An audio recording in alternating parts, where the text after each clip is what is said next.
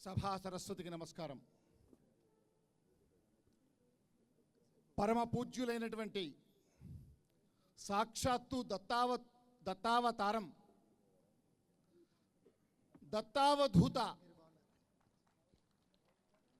మైసూరు దత్త పీఠాధీశ్వరులు గురుదేవులు పరమపూజ్య శ్రీ శ్రీ శ్రీ గణపతి సచ్చిదానంద స్వామి వారికి సాష్టాంగ ప్రణామాలు.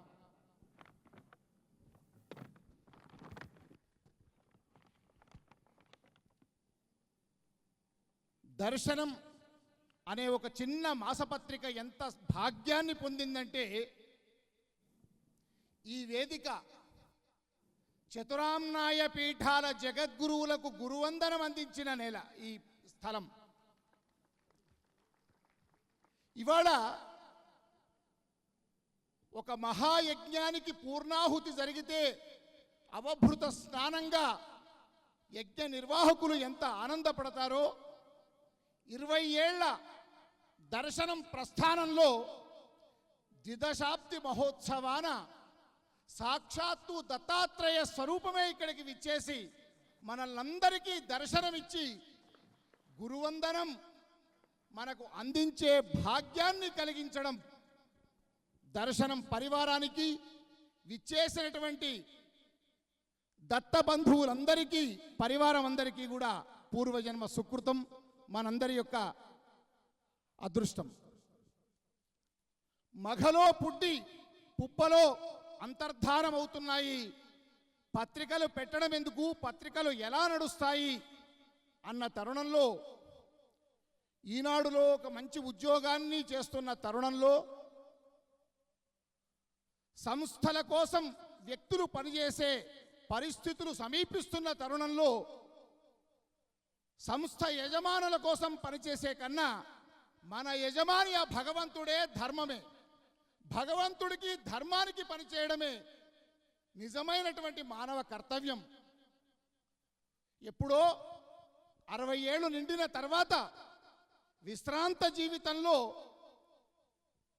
దాన ధర్మాలు చేయడం, ధార్మిక కార్యక్రమాలు చేయడం, పుణ్యక్షేత్రాలు సందర్శించడం కాదు, మనం ఆరోగ్యంగా ఉన్నప్పుడే, అన్నీ సహకరించినప్పుడే చేతనైన ధార్మిక సేవ చేయాలన్న సంకల్పంతో 20 ఏళ్ల క్రితం 2004 అక్టోబర్ 21న మహాత్ములందరి యొక్క అనుగ్రహంతో ఈ దర్శనం ఆధ్యాత్మిక మాసపత్రికను ప్రారంభించి అప్రతిహతంగా 20 ఏళ్ల పాటు 240 సంచికలు, 35 విశిష్ట సంచికలు. అంతేకాదు,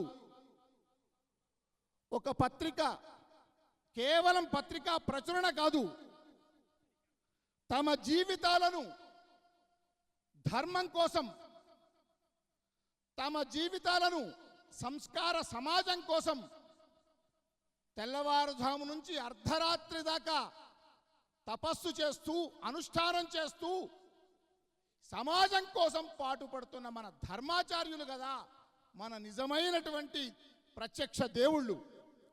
అలాంటి వారిని గౌరవించుకున్నప్పుడే, అలాంటి వారిని ఒక సార్వజనిక సభలో గురువందనం అనేటువంటి ఒక కార్యక్రమంలో మనం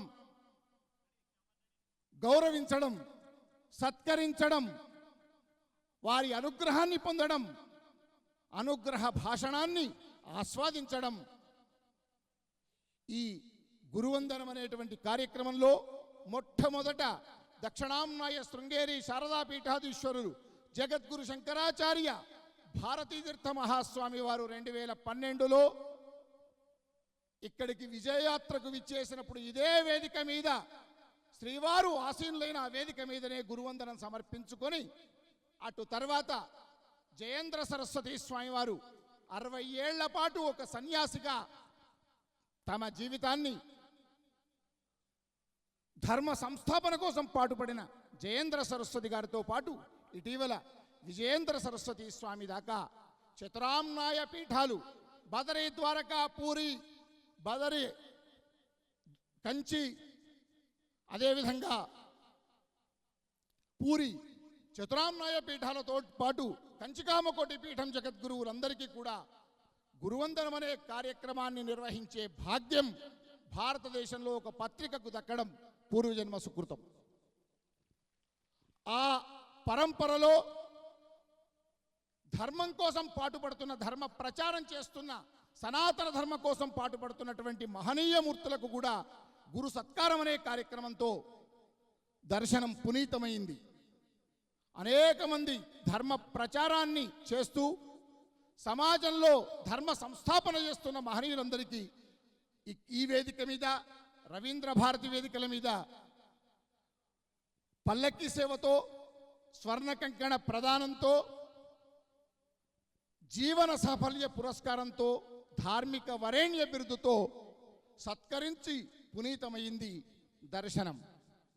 ఇటీవలి కాలంలో చాగంటి కోటేశ్వరరావు గారు, సామవేదం షణ్ముఖ శర్మ గారు, వద్దిపర్తి పద్మాకర్ గారు, కొడకండ్ల పాలకుర్తి నృసింహరామ సిద్ధాంతి గారు, కేసీఆర్ గారే స్వయంగా పల్లకి మోసారి వారిని.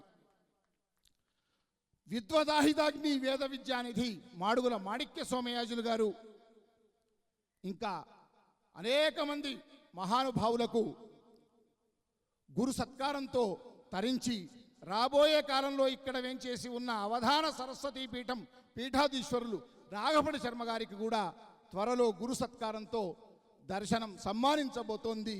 అందున వారి గురువుగారైనటువంటి, మనందరికీ గురువుగారైనటువంటి, విశ్వగురువైనటువంటి మైసూరు అవధూత దత్తపీఠం పీఠాధీశ్వరులు గురు వరేణ్యులు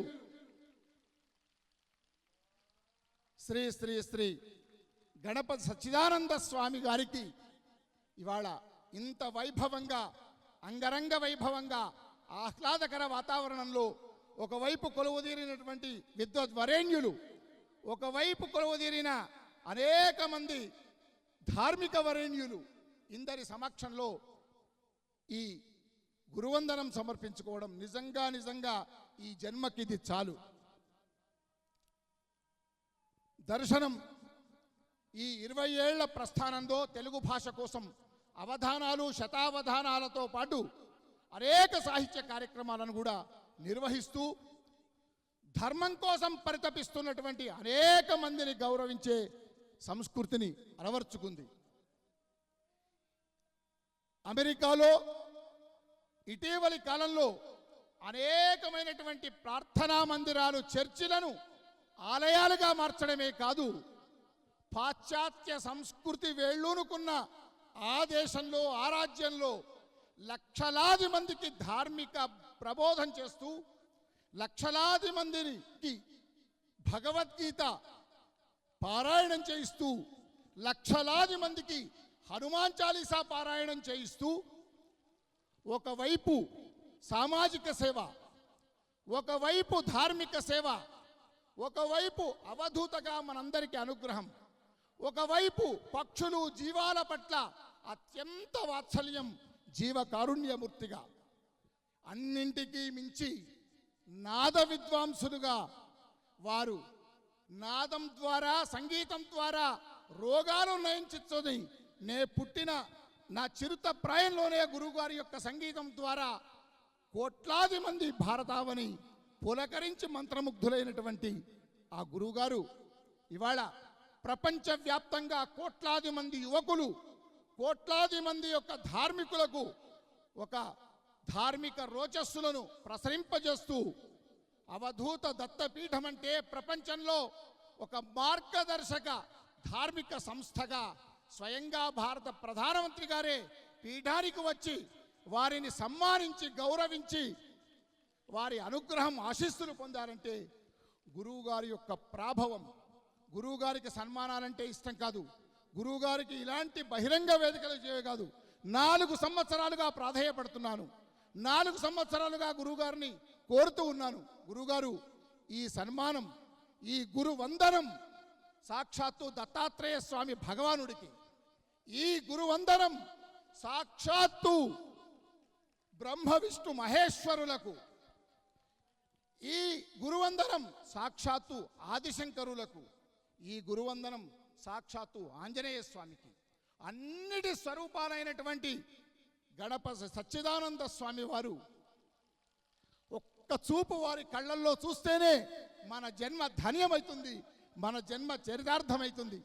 అలాంటి గురువుగారి యొక్క గురువందన కార్యక్రమాన్ని నిర్వహించుకునే భాగ్యం నిజంగా నిజంగా నిజంగా దర్శనం పరివారం చేసుకున్నటువంటి పూర్వజన్మ సుకృతం. గురుదేవుల అనుగ్రహంతో జీవితాంతం బతికున్నంత కాలం ఇలాంటి ధార్మిక కార్యక్రమాలను ధర్మనిష్టతో నిబద్ధతతో చేసే భాగ్యం కలిగించాలని గురువుగారికి సాష్టాంగ ప్రణామాలు అర్పిస్తూ,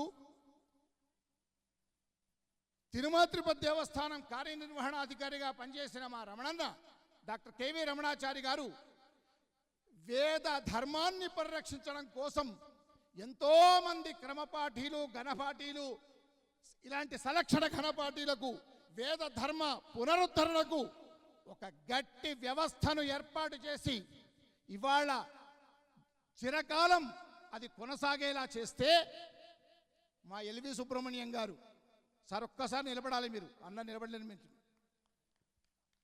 ఏ ఆలయాల్లో పనిచేసే వాళ్ళైనా, తిరుమల తిరుపతి దేవస్థానంలోనైనా హిందువులైతేనే పని చేయండి, హిందువులు కానట్లయితే మొహమాటం లేదు, మీరు వెళ్ళిపోండి.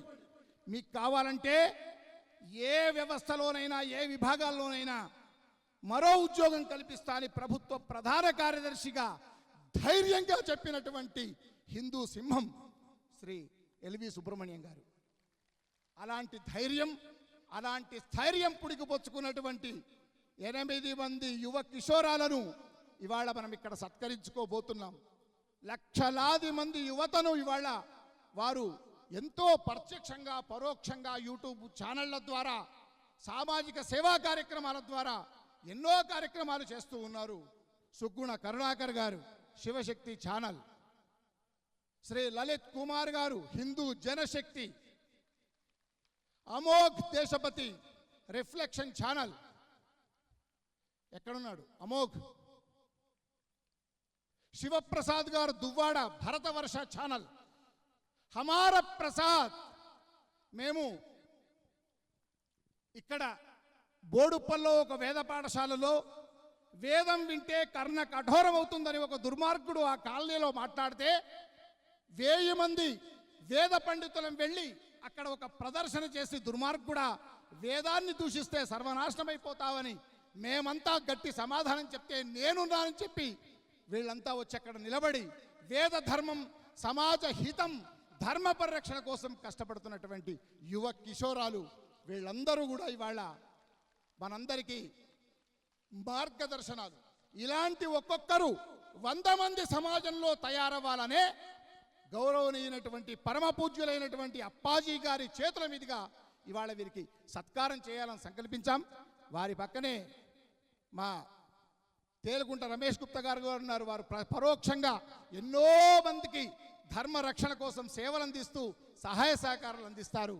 ఇంతటి ఈ మహత్తరమైనటువంటి ఎన్నో విశిష్టమైనటువంటి కార్యక్రమాలతో ఈ గురువందనం కార్యక్రమం జరుగుతోంది. ఆ కార్యక్రమం చేసుకునే భాగ్యం నాకు కలగడం, గురువుగారి యొక్క అనుగ్రహం లభించడం నిజంగా సుకృతంగా భావిస్తూ,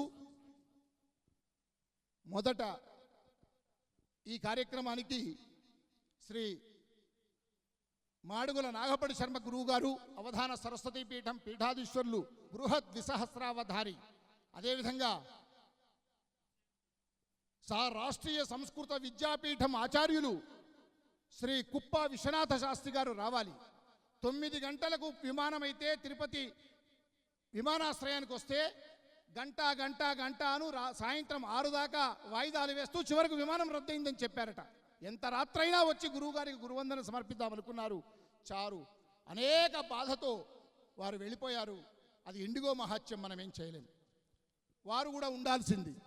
తర్వాత ఆధ్యాత్మిక శాస్త్రవేత్త శ్రీ విఎస్ఆర్ మూర్తి గారు, మహామహోపాధ్యాయులు, ప్రతి గురువందనం కార్యక్రమంలో స్వాగత పత్రాలను సంస్కృతంలో నిబద్ధతతో దేశమంతా సంస్కృత ప్రాభవ పరిరక్షణ కోసం కృషి చేస్తున్నటువంటి మా దోర్బల ప్రభాకర్ శర్మ గారు, మల్లాప్రగడ శ్రీమన్నారాయణమూర్తి గారు, బాచంపల్లి సంతోష్ కుమార్ శాస్త్రి గారు, చింతపల్లి సుబ్రహ్మణ్య శర్మ గారు, ఇంకా ఎంతో మందికి ధార్మిక సేవా కార్యక్రమాలు అందిస్తున్న మా సోలెస్ రాము గారు కరోనా సమయంలో